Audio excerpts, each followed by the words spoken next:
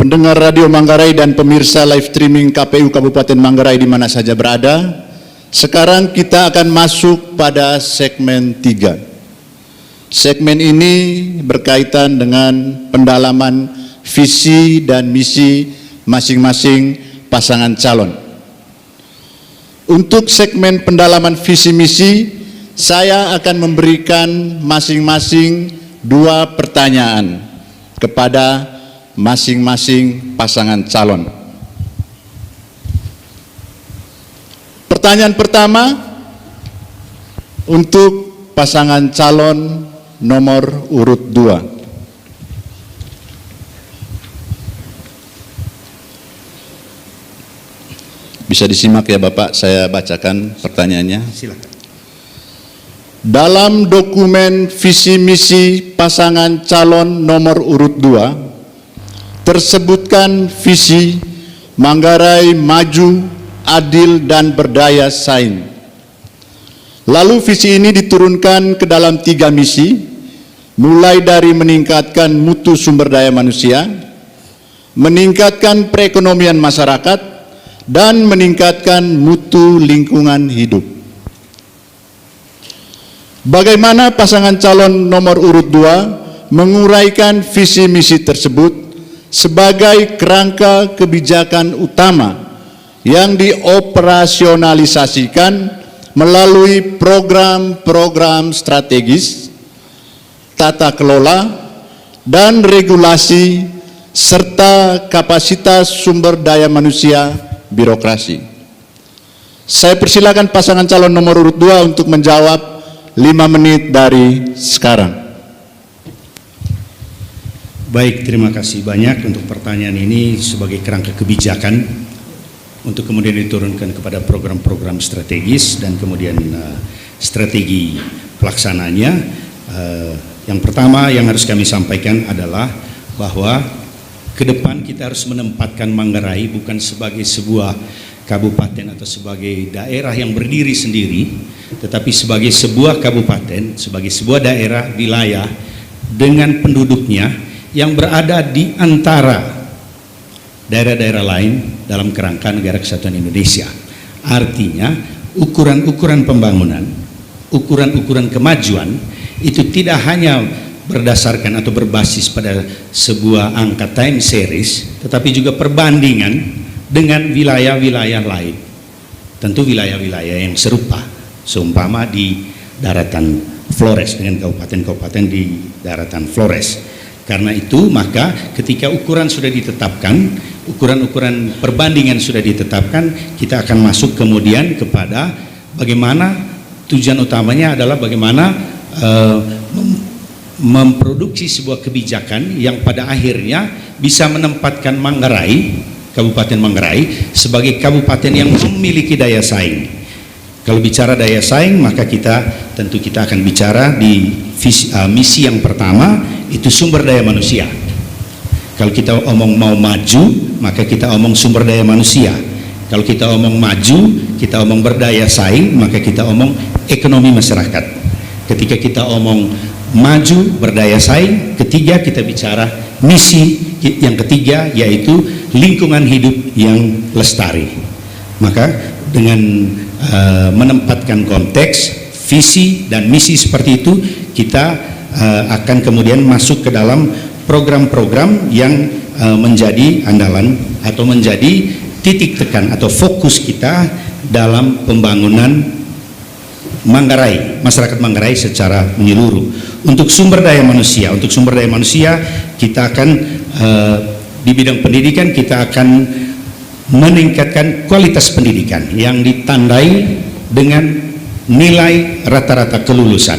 Kita tahu bersama bahwa dalam kondisi hari ini persentase kelulusan tidak lagi menjadi ukuran yang bisa diperbandingkan. Karena apa? Karena hampir semua wilayah itu dengan tingkat persentase yang 100% atau kurang lebih di kisaran 100%. Sedangkan mutu kemudian kita akan masuk ke dalam tingkat rata-rata kelulusan.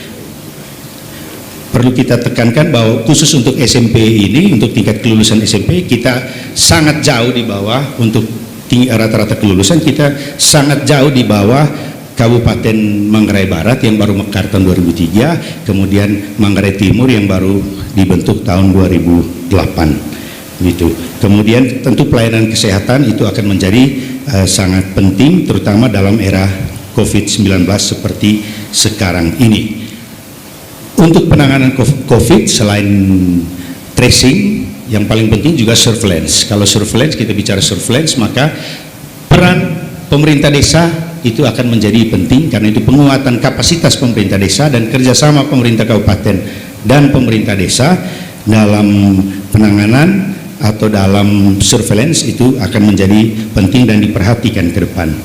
Kemudian misi yang kedua, meningkatkan perekonomian masyarakat. Kita belajar dari, kalau kita sepakat bahwa resesi itu kemudian mengarah kepada krisis, kita belajar dari krisis 98 ketika ekonomi Indonesia bertumbuh minus 20-an%. Manggarai, Kabupaten Manggarai waktu itu masih bisa bertumbuh pada kisaran 11-12% positif. Itu kenapa? Karena kita punya kekuatan pada sektor pertanian. Karena itu saya kira ke depan untuk paket heri-heri kita akan memperkuat lagi sektor pertanian kita, tetapi dengan titik tekan pada pengolahan pasca panen hasil pertanian, sehingga pada saatnya dalam 1-2 tahun ke depan kita akan punya produk akhir. Jadi kita tidak lagi menjual barang mentah, tetapi kita akan masuk ke dalam produk akhir. Kemudian yang berikutnya lingkungan hidup. Lingkungan hidup ini juga akan menjadi hal yang kita garis bawahi bersama. Mungkin ada tambahan Pak Heri, silakan.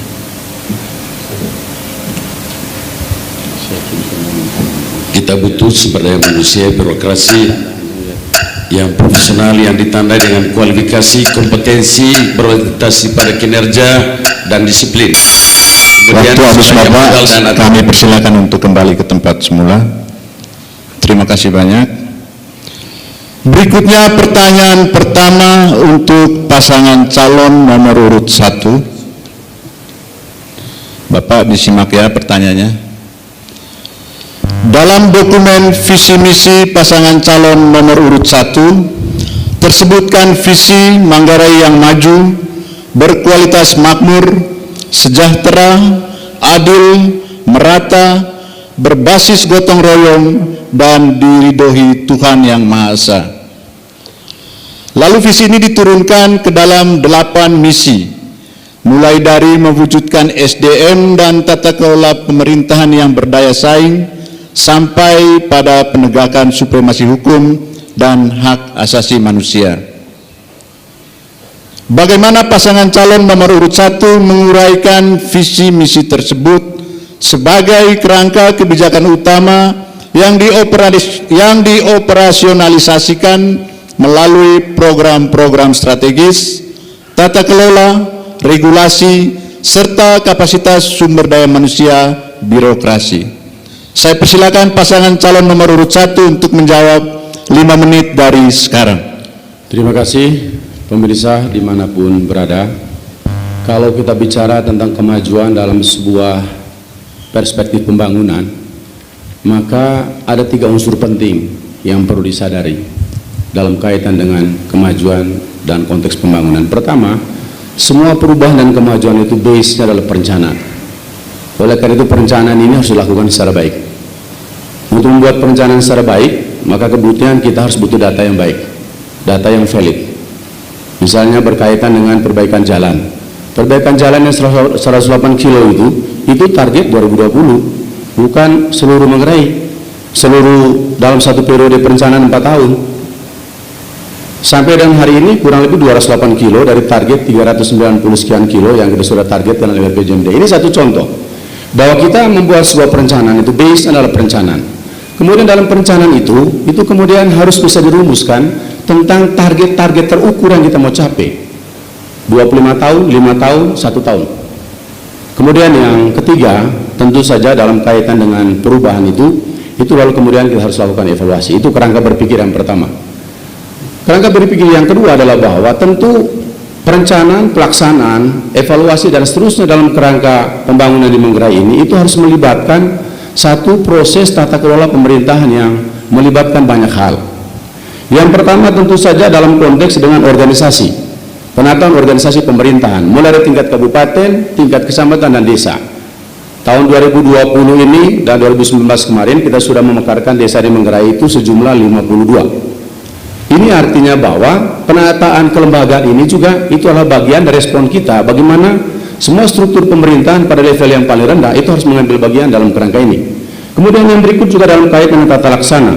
Bagaimana tata laksana, proses dan seterusnya itu harus kita lakukan dengan baik.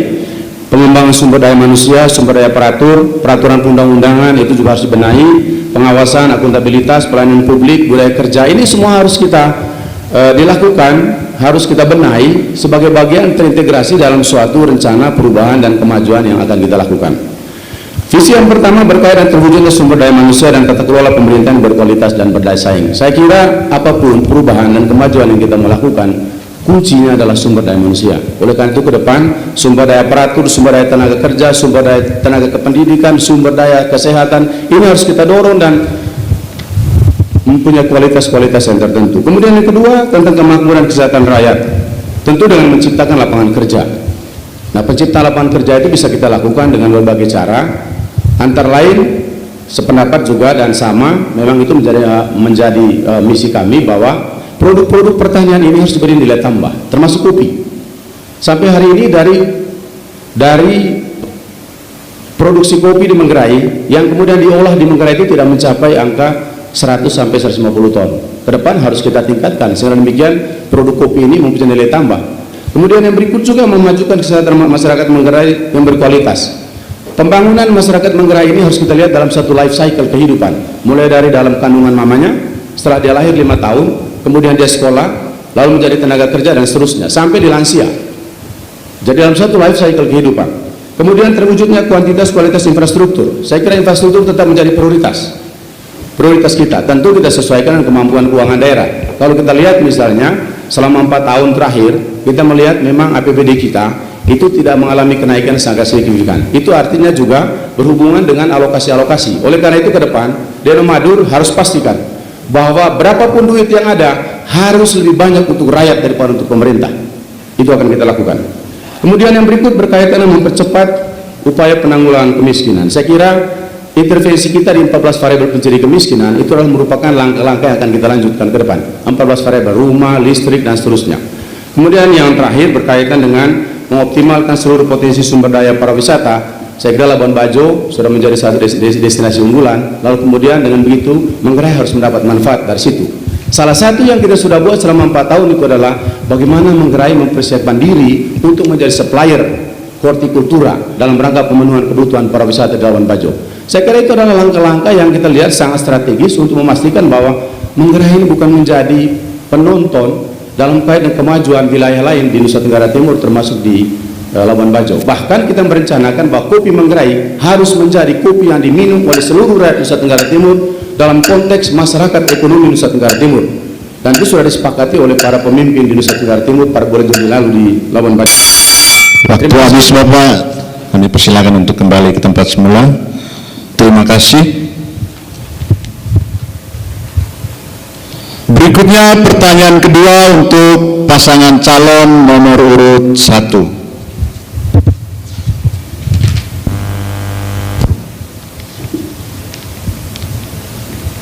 Disimak Bapak.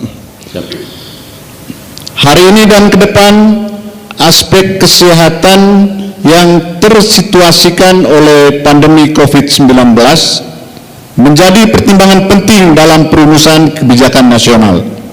Dan tentu saja akan berdampak langsung pada perumusan kebijakan di daerah. Hal ini memberi tantangan tersendiri bagi perumusan dan pelaksanaan program-program strategis yang telah Bapak uraikan sebelumnya. Apakah pasangan calon 01 mempunyai program-program strategis khusus untuk penanganan pandemi? Mengingat pentingnya aspek kesehatan ini, bagaimana penanganan pandemi ini terintegrasi dalam program-program strategis Anda? Saya persilakan pasangan calon nomor urut 1 untuk menjawab 5 menit dari sekarang. Terima kasih. Kalau kita bicara terkait dengan pembangunan sektor kesehatan, maka saya kira secara nasional dan universal itu mempunyai indikator-indikator untuk mengukur keberhasilannya. antara lain mengukur keberhasilan indikator bidang kesehatan dengan melihat angka kematian bayi dan angka kematian ibu. Itu turun, angka kematian bayi, angka kematian ibu turun, itu secara umum. Tetapi di samping itu kita juga harus melihat, dan dalam konteks penanganan Corona 19 ini, COVID-19, maka sebagaimana saya sampaikan dari awal tadi bahwa rancangan pembangunan 5 tahun ke depan itu harus dimaknai atau dimengerti dalam sebuah kerangka berpikir bahwa Corona ini belum tahu sampai kapan berakhir. Nah, disitulah dibutuhkan pengalaman-pengalaman, kebijakan-kebijakan, diskresi ada di sana, kemampuan untuk membaca situasi seperti apa, bagaimana kita mengalokasikan anggaran dan seterusnya. Khusus mengenai penanganan Corona selama ini kita fokus pada 3 hal. Yang pertama itu adalah 3T, tracing, kemudian tes, dan treatment. Saya kira kalau sekarang mendapat angka-angka yang seperti ini, 59, 58, 9, 1 meninggal, itu juga merupakan hasil dari satu kerja-kerja kita selama ini melakukan tracing. Mulai dari perjalanan dari daerah terpapar, lalu kemudian tracing terhadap klaster-klaster, setelah kita mendapat datanya, baru kemudian kita tes, baik itu PCR maupun tes rapid test, dan seterusnya. Kalau yang sudah teridentifikasi, baik PCR maupun rapid test, maka kemudian kita treatment, dan treatment ada 2, di rumah sakit atau di isolasi mandiri atau isolasi terfokus. Nah, dalam konteks pembangunan yang lain, pembangunan ekonomi, Denomadur sudah menyiapkan beberapa kerangka untuk ini. Pertama, tentu kita tetap mengefektifkan dan mengefisienkan investasi pemerintah. Dana yang sedikit itu harus mampu diberdayakan dan dimanfaatkan secara efektif, efisien. Jangan dicuri, jangan dikorup. Itu satu. Kemudian yang kedua, perlu ada sinergi antara swasta, koperasi, lembaga keuangan untuk meningkatkan peran usaha mikro, kecil, menengah. Dan saya kira ini semangat sudah ada dalam Undang-Undang 11 2020 tentang Cipta Kerja. Di situ sudah jelas bagaimana perlindungan, bagaimana kemudahan-kemudahan, bagaimana upaya-upaya kita untuk memberikan dukungan terhadap upaya. Kemudian yang ketiga adalah Cipta Kerja. Bagaimana melalui upaya penciptaan kerja, usaha kemudahan, perlindungan, pemberdayaan koperasi, usaha mikro, kecil, menengah, meningkatkan ekosistem investasi termasuk perizinan. Kemudian yang berikut, bagaimana kita merangsang peningkatan belanja rumah tangga dengan melanjutkan jaring pengaman sosial, termasuk juga kebijakan-kebijakan tentang penggunaan dana desa yang berbasis padat karya. Sehingga demikian, padat karya itu menyebabkan uang beredar di desa itu semakin banyak, daya beli rumah tangga semakin meningkat, maka ekonomi yang memang kita tahu semua akan bertumbuh sangat minimal tahun ini, bahkan nasional mungkin minus, termasuk Manggarai juga, kita belum ada hitungannya. Maka saya kira dengan cara-cara seperti ini kita akan tetap survive walaupun dalam kondisi ekonomi kita yang masih sangat terganggu ya oleh pandemi COVID-19 ini.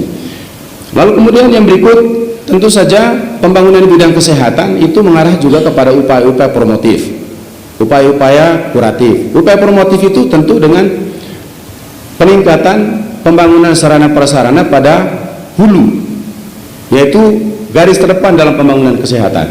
Makanya kita tetap mengupayakan bagaimana kualitas dan pelayanan puskesmas itu harus ditingkatkan, karena disitulah sebenarnya hulu dari semua pembangunan bidang kesehatan. Tahun ini pemerintah membangun misalnya 4 puskesmas, itu adalah bagian dari upaya-upaya kita untuk memperbaiki. Kemudian pemerintah daerah juga akan terus melanjutkan bagaimana kita mengirimkan orang-orang Manggarai, anak-anak Manggarai untuk ambil dokter, 15 orang. Supaya apa?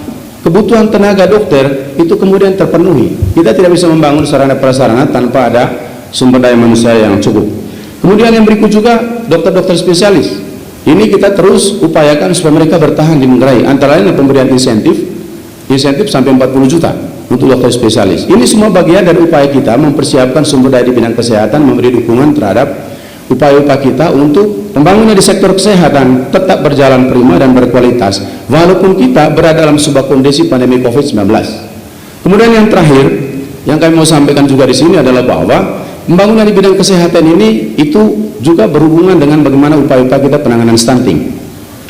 Saya kira ini masalah serius soal stunting. Maka dengan demikian intervensi stunting melalui intervensi khusus ya spesifik gizi dan juga yang non kesehatan melalui waktu habis Bapak, kami persilakan untuk kembali ke tempat semula. Terima kasih. Berikutnya pertanyaan kedua untuk pasangan calon nomor urut 2. disimak Bapak. Hari ini dan ke depan, aspek kesehatan yang tersituasikan oleh pandemi COVID-19 menjadi pertimbangan penting dalam perumusan kebijakan nasional dan tentu saja akan berdampak langsung pada perumusan kebijakan di daerah. Hal ini memberi tantangan tersendiri bagi perumusan dan pelaksanaan program-program strategis yang telah Bapak uraikan sebelumnya.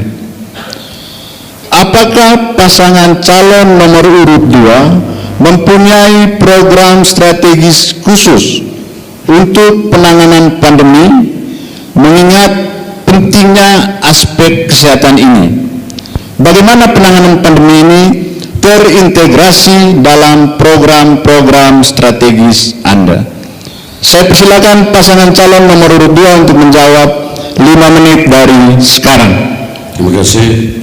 Untuk penanganan COVID-19 ketika Pak Heri jadi bupati dan wakil bupati Manggarai, maka kemudian perhatian kita adalah untuk menyediakan vaksin dan obat-obatan bagi para penderita, dan kemudian kita juga menggerakkan yang namanya ekonomi kreatif dan peluang-peluang kerja pasca terkena COVID-19. Sedangkan dari aspek lain untuk kesehatan secara umum, kita tetap memperjuangkan supaya peningkatan mutu kualitas dari tenaga kesehatan itu menjadi pertaruhan. Kedua, supaya kesejahteraan tenaga kesehatan juga harus diperhatikan, supaya memberi semangat terhadap pelayanan di bidang kesehatan. Kemudian beasiswa untuk calon dokter kami perjuangkan dan fokus kepada anak-anak petani dan orang miskin, karena selama ini yang bisa jadi dokter anak orang kaya, anak pejabat, sedangkan anak orang kampung hampir pasti belum ada. Oleh karena itu dokter spesialis juga kita butuhkan. Maka gerakan yang kami lakukan adalah melakukan terobosan, membangun jaringan, membangun komunikasi dengan universitas-universitas yang ada di Jawa melalui jaringan-jaringan partai pengusung dan partai pendukung yang ada bersama kita saat ini. Kemudian kami juga akan memperjuangkan kolaborasi kerjasama dengan pihak swasta dalam mekanisme CSR untuk memberi dukungan kepada peningkatan pelayanan kesehatan yang ada di Manggarai ini. Kami juga akan memperjuangkan untuk membangun 2 rumah sakit pertama, satu di Riau, satu juga di Iteng, rumah sakit TPB untuk melayani bidang pelayanan kesehatan baik di bagian selatan juga di bagian utara Kabupaten Manggarai ini. Saya kira itu dari kami. Terima kasih. Silakan Bapak, masih ada waktu kalau mau ditambahkan. Ya, terima kasih. Berkaitan dengan penanganan COVID, fokus tetap pada penyediaan vaksin pertama, kemudian yang kedua adalah surveillance, karena kita tahu ada beberapa pintu masuk untuk ke Manggarai, Labuan Bajo, Iteng, Borong, dan Riau. Jadi penjagaan terhadap atau penelusuran terhadap masyarakat yang masuk lewat pintu-pintu masuk ini akan menjadi sangat penting, dan disitulah kerjasama dengan pemerintah desa itu akan menjadi kunci ke depan, dan pemerintah kecamatan. Kerjasama itu dalam pengertian penempatan tenaga maupun fasilitas dan pembiayaan, supaya tidak lagi tugas diberikan tetapi pembiayaan tidak diberikan. Itu pengalaman kita dalam penanganan COVID tahap awal dalam bulan Maret, April, Mei pertama. Kemudian yang kedua berkaitan dengan penanganan stunting, kita paham bahwa stunting ini merupakan isu lintas sektoral. Kalau lintas sektoral maka kemudian perlu dibentuk dan akan dibentuk gugus tugas penanganan stunting di Kabupaten Manggarai dengan ujung tombaknya adalah tetap pada posyandu. Pembiayaan yang masif, pembiayaan yang lebih baik untuk kegiatan-kegiatan posyandu dan polindes di desa-desa itu akan menjadi perhatian yang sangat penting, karena ketergantungan masyarakat terhadap tenaga kesehatan dalam proses persalinan, dalam proses pemeliharaan bayi dalam kandungan itu menjadi semakin tinggi dengan berkurangnya, kalau kita lihat berkurangnya peran dukun beranak di kampung-kampung pada saat ini. Selain peran posyandu dan polindes staff, itu juga pembangunan polindes di desa-desa itu akan kita masifkan berkaitan dengan pengalaman kami dalam perjalanan kampanye dalam beberapa bulan terakhir di berbagai desa. Usulan pendirian polindes ini menjadi salah satu favorit atau salah satu hal yang paling banyak dimintai oleh masyarakat selain usulan perbaikan jalan raya. Ketiga, dalam penanganan stunting ini yang tidak boleh dilupakan itu adalah air bersih. Kita tahu bahwa di sebagian besar kecamatan masalah air bersih ini masih menjadi salah satu tantangan bagi pemerintah ke depan. Karena itu maka penyediaan air bersih, air baku untuk air minum itu akan menjadi perhatian pemerintahan dalam hal ini jika Heri terpilih. Terima kasih. Oke, waktu habis Bapak, terima kasih. Mari kita berikan tepuk tangan yang meriah untuk kedua pasangan calon ini. Terima kasih. Sebelum kita masuk pada segmen keempat, yaitu segmen debat antara calon bupati dan debat antara calon wakil bupati, mari kita saksikan jeda iklan berikut ini.